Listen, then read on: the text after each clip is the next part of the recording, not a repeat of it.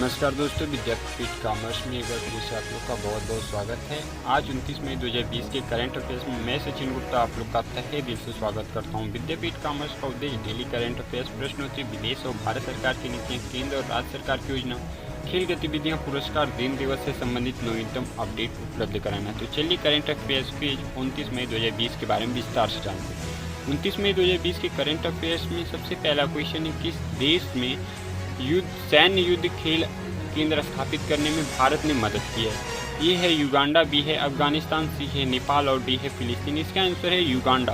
भारतीय क्षेत्र ने अफ्रीकी देश युगांडा को जिंजा जिले में एक सैन्य युद्ध खेल केंद्र स्थापित करने में मदद की है। सैन्य युद्ध खेल केंद्र का नाम इंडिया है और इसे युगांडा के जिंजा जिले में किमाका में युगांडा के वरिष्ठ कमांड एंड स्टाफ कॉलेज में स्थापित किया गया है। केंद्र के विकास की लागत 1 मिलियन युगांडा शिलिंग यानी कि करीबन 2,65,000 से अधिक है। भारतीय सैन्य सलाहकार भारतीय संघ युगांडा IAU और युगांडा के लोगों को रक्षा बलों यानी कि UPDF के लिए प्रशिक्षण टीम ने केंद्र के लिए सहयोग किया है। युगांडा के राष्ट्रपति योवेरी कागुटा म्यूसेवेनी ने केंद्र का उद्घाटन किया है। युगांडा के राष्ट्रपति का नाम है योवेरी कागुटा म्यूसेवेनी, इसको याद करना जरूरी है। भारतीय मूल के युगांडा वासियों ने स्वेच्छा से परियोजना की लागत को वित्त पोषित किया है। केंद्र उन रिश्तों का एक लंबे समय से अस्थायी प्रतीक का प्रतिनिधित्व करेगा जो देशों को साझा करते हैं। अगला क्वेश्चन है, ताज सेट्स ने किसके साथ मिलकर सीमावर्ती स्वास्थ्य कार्यकर्ताओं को पौष्टिक भोजन प्रदान किया है? ए है स्वास्थ्य मंत्रालय, बी है स्टेट बैंक ऑफ इंडिया, सी है विश्व स्वास्थ्य संगठन, सी है REC लिमिटेड। इसका आंसर है REC लिमिटेड। REC लिमिटेड जो कि पहले ग्रामीण विद्युतीकरण निगम के रूप में जाना जाता था, उसे आज विद्युत मंत्रालय के तहत एक सार्वजनिक क्षेत्र का उपक्रम यानी कि PSU एक नवरत्ना कंपनी है जिसने ताज सेट्स के साथ महत्वपूर्ण सरकारी अस्पतालों में चिकित्सा कर्मचारियों और पूरे देश में गरीब दिहाड़ी मजदूरों को पौष्टिक भोजन प्रदान करने के लिए सहयोग किया है। REC लिमिटेड को CSR इकाई REC फाउंडेशन ने नई दिल्ली स्थित सफदरजंग अस्पताल के चिकित्सा कर्मियों को विशेष तौर पर निर्मित पौष्टिक भोजन के पैकेट देने के लिए ताज सेट्स यानी कि ISCL और SATS लिमिटेड के संयुक्त उपक्रम को अपना पार्टनर बनाया है। पहल के तहत नई दिल्ली में अग्रिम पंक्ति के स्वास्थ्य योद्धाओं के प्रति कृतज्ञता के भाव के रूप में हर रोज भोजन के 300 पैकेज उन्हें पहुंचाए जा रहे हैं। इस पहल के जरिए नई दिल्ली में भोजन के 18,000 से अधिक पैकेट वितरित किए जाएंगे। अगला क्वेश्चन देखते हैं, किस देश ने भारत के साथ मिलकर कोविड-19 के लिए तेजी से परीक्षण उपकरण विकसित करने हेतु सहयोग किया है? ए है अमेरिका, बी है इजराइल, सी है चीन और डी है अफगानिस्तान। इसका आंसर है इजराइल। इजराइल ने कोविड-19 के लिए तेजी से परीक्षण उपक्रम यानी कि उपकरण विकसित करने के लिए भारत के साथ सहयोग किया है। वैज्ञानिक और औद्योगिक अनुसंधान परिषद यानी कि CSIR और रक्षा अनुसंधान और विकास संगठन यानी DRDO रक्षा मंत्रालय में इजराइल के अनुसंधान और विकास निदेशालय के साथ सहयोग करेंगे। इजराइल के प्रमुख फार्मास्यूटिकल कंपनियों में से एक प्लूरिस्टेम थेरेप्यूटिक्स और कोरोना वायरस के संभावित उपचार के लिए मानव प्लेसेंटा कोशिकाओं को उपयोग पर शोध कर रहा है। अगला क्वेश्चन है, United Nations military gender advocate of the year award 2019 से किसे सम्मानित किया जाएगा? ए है अनीता गोस्वामी, बी है सुमन गवानी और सी है राजीव त्रिपाठी और डी है विष्णु शरण मेहता। इसका आंसर है सुमन गवानी। भारतीय सेना के मेजर सुमन गवानी को संयुक्त राष्ट्र के यौन हिंसा विरोधी अभियान में उन्हें योगदान के लिए United Nations military gender advocate of the year award 2019 से सम्मानित किया जाएगा। मेजर सुमन गवानी संयुक्त राष्ट्र से पुरस्कार प्राप्त करने वाली पहली भारतीय शांति दूत भी है।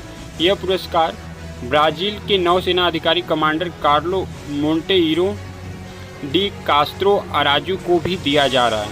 यह पहली बार है जब 2 शांति सैनिकों को संयुक्त रूप से सम्मानित किया जा रहा है।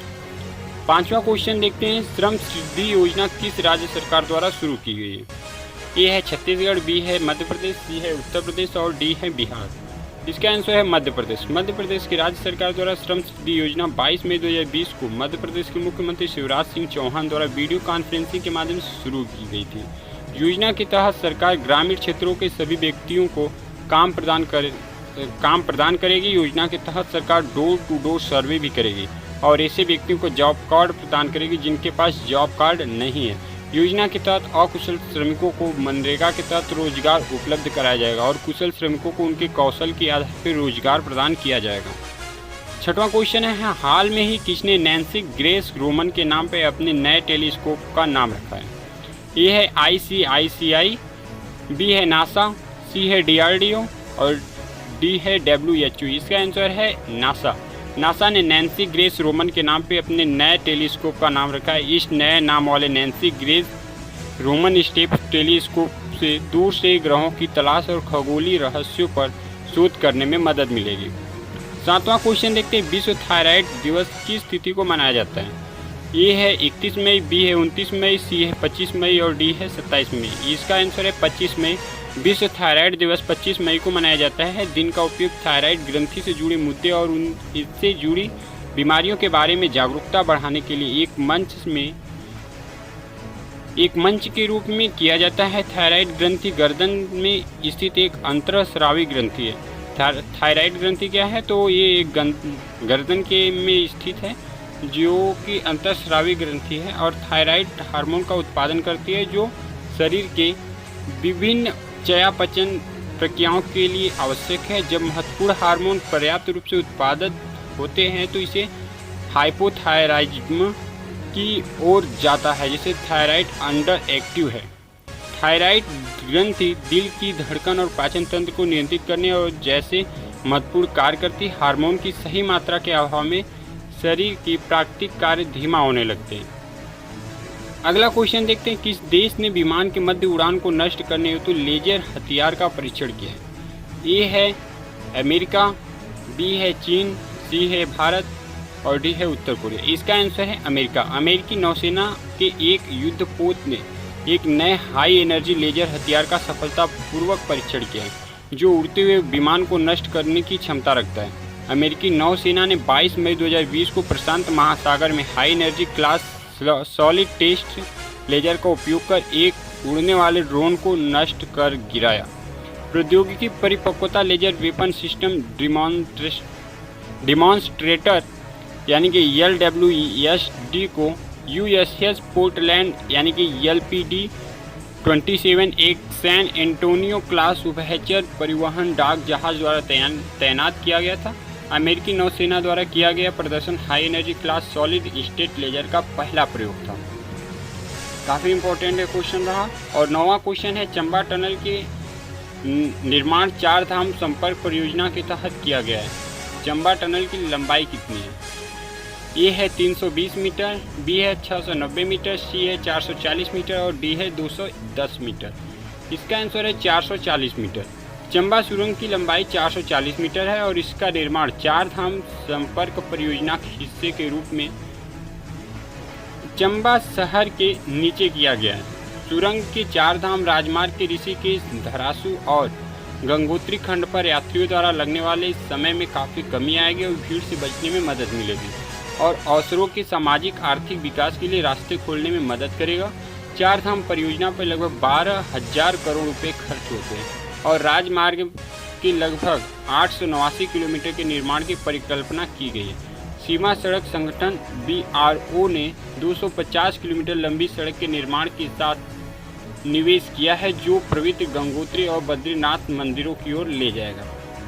अगला क्वेश्चन और लास्ट क्वेश्चन है कि न्यूयॉर्क बौद्धिक संपदा कानून एसोसिएशन द्वारा किस व्यक्ति को आविष्कारक ऑफ द ईयर पुरस्कार से सम्मानित किया गया? ए है साजिम खान, बी है राजीव जोशी, सी है RD शुक्ला और डी है शिवम कुमार। इसका आंसर है राजीव जोशी। भारतीय अमेरिकी आविष्कारक राजीव जोशी को इलेक्ट्रॉनिक उद्योग के क्षेत्र में उनके काम को लेकर न्यूयॉर्क बौद्धिक संपदा कानून एसोसिएशन द्वारा आविष्कार करने और क्षेत्र को आगे बढ़ाने में उनके योगदान और आर्टिफिशियल इंटेलिजेंस की क्षमताओं में सुधार के लिए आविष्कारक ऑफ द ईयर पुरस्कार से सम्मानित किया गया है। और अमेरिका में उनके नाम 2050 से अधिक पेटेंट दर्ज हैं और उनके आविष्कारों को पूर्वानुमान, विफलता विश्लेषण के लिए मशीन लर्निंग तकनीक जैसे क्षेत्रों को कवर किया गया है। इसके बाद यदि आपका कोई करंट अफेयर्स 2020 और 29 मई से कोई भी प्रश्न छूट रहा है तो उसके लिए आप हमें कमेंट में पूछ सकते हैं। जय हिंद, जय Bharat, take care, good bye.